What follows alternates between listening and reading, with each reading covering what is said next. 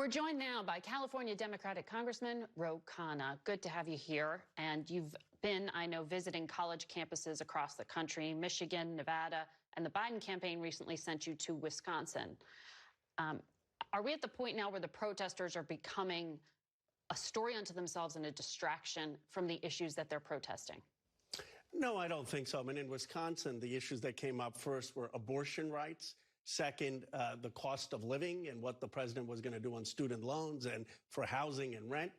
Gaza came up. But, you know, one of the conversations in Madison with Jewish Americans and Arab Americans was extraordinarily civil, thoughtful, and constructive. So I think in a lot of campuses, there are 4,000 of them in the United States, there is actually constructive dialogue taking place. But the president isn't doing those kind of listening sessions. Why? I think the president should and will get out there on campuses. I think he gets shouted down Genocide Joe when he goes to events. And look, that's part of protest. I condemn any protest that incites violence or that is anti-Semitic.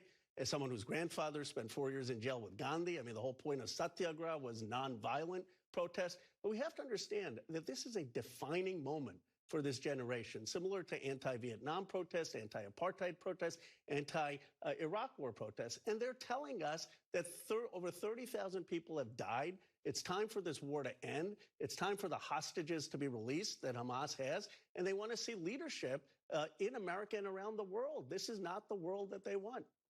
Well, the president, though, has said the protests aren't making him change his policy. He is unequivocally pro-Israel. It was a month ago he said something had to change or U.S. policy would. Do you expect any change in U.S. policy as a result?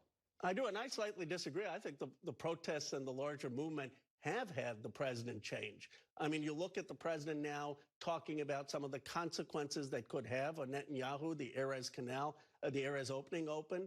The United States didn't veto the ceasefire resolution in the United Nations after 3 attempts. And then said it was non-binding. It said non-binding, but at least, look, everyone from the president on down is aware that young people are upset at what's going on in the Middle East. And I do think it's had an awakening in Washington that this war has to end, that too many people are dying. And if you look at the president's language, it's certainly shifted over the last 6 months. Now, some of us want there to be consequences. Right. And this week, we know there's this May 8th deadline for the administration to provide a report about whether Israel and other recipients of U.S. military aid are using those weapons in accordance with law and whether or not they are blocking humanitarian aid. Is this going to be an honest accounting? I hope so. There's an independent task force that has issued the report as well. And already. They're trying to pre-butt. What the administration may put out, because they are pretty clear in that non-government report that they do think there are violations. Yes, and let's be nuanced about what the report says, because it's actually very thoughtful. They say, look, the Hamas attacks on October 7th were brutal, unjustified.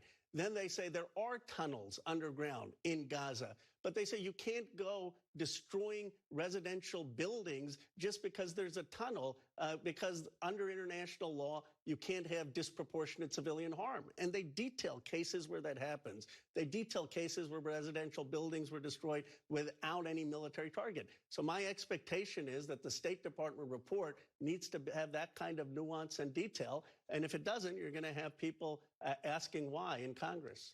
So while you were talking about very specific policy changes for very specific allegations, you also see at some of these protests things that are mixed in there, either outside agitators or extreme rhetoric. Your Democratic colleague, Alyssa Slotkin, was just tweeting about this protest at GW University. She said there were individuals shouting guillotine, guillotine, and having a mock trial of school administrators. She says that creates a climate of fear for Jewish students. What's being lost here in the conversation?